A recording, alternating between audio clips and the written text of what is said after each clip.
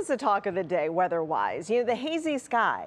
Yeah, it's super interesting, and a lot of people just saying, oh, you know, it's summer or it's just hazy, but that haze is coming from somewhere, and, you know, we talked about it at 6, and we got to see the sunset after that. That haze is wildfire smoke that's lofted in the atmosphere. Yeah, it's silly, and you see the video there that we shot earlier today of, you know, not the typical clear blue skies that you see behind the front. So interesting. And you know what? It's not going anywhere this week. It's going to be with us pretty much all week long.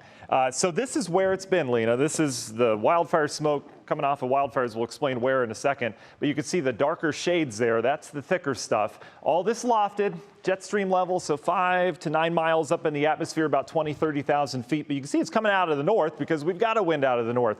This is your forecast for where it goes from here. And you can see over the next 2 days, we're pretty entrenched in this wildfire smoke from here on out. So you get those vivid sunsets. So you don't get the blue skies that you typically get behind a cold front. Where is it originating? Well, we've got 2 spots. There are some pretty big fires burning in western Ontario, right where it butts up against Manitoba, right about here. So that source is source number 1. Source number 2 is from way out in the west. How about that? The jet stream going way up with that ridge carries it all the way over towards the Ohio Valley. And it's not just us, it's much of the Midwest, which happens sometimes in the summer. There's not a lot of flow going on.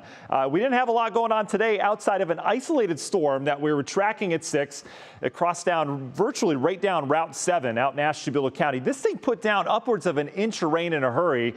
Someone tweeted me their campsite, which was flooded once again after all the heavy rain we had. So little lone cell. Rest of us were fine today. This is the system which is now heading out, which produced all that rain, kind of got stuck here over the course of the last week or so. And you can see that flow around it, bringing that wind out of the north. So we've said goodbye to that thick humidity, and we're saying hello to some of that wildfire smoke from the north. But I think we'll take high pressure and a drying pattern that we really haven't had over the last couple weeks here to start July. So looking at the numbers with July, our average rainfall for the entire month, 3.67 inches. How much have we had so far? What are we, 13th or 18th day in? Over 7 inches. We are way above average for the month. It's the rainiest start to July since records began back in the 1800s. And in terms of where we stand, if we got no more rain after today, we would still have the 5th rainiest July on record.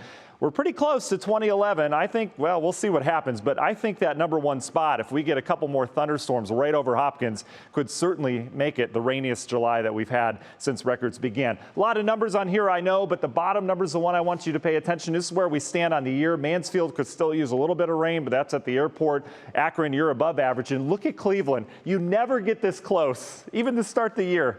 We're right where we need to be, 22.05 inches on the year so far. So that's the light at the end of the tunnel. We have no drought whatsoever. Let's go hour by hour with that forecast. We've got a beautiful start to your work week. We'll have lots of hazy sunshine tomorrow, nice sunrise and sunsets. Temperatures will be in the low 60s. By afternoon, we should make it up into the low 80s. You can see maybe a couple stray storms. I think most of them will be in PA, but we'll have to keep an eye on it. Can't rule out rain this time of year. It is mid to late July, but you can see most of the day is sunny. We'll bring in storm chances late Tuesday. That's our next real chance. We've got a couple systems that'll dive through here. They'll be quick, though. These aren't going to stay. And you can see the rainfall. That's not really a lot to write home about over the next 5 days. In terms of humidity, these fronts that go by are going to knock down our humidity. So we're back up to the humid category Tuesday. Comfortable air settles in behind that. Another front on Friday. More comfortable air Saturday, Sunday.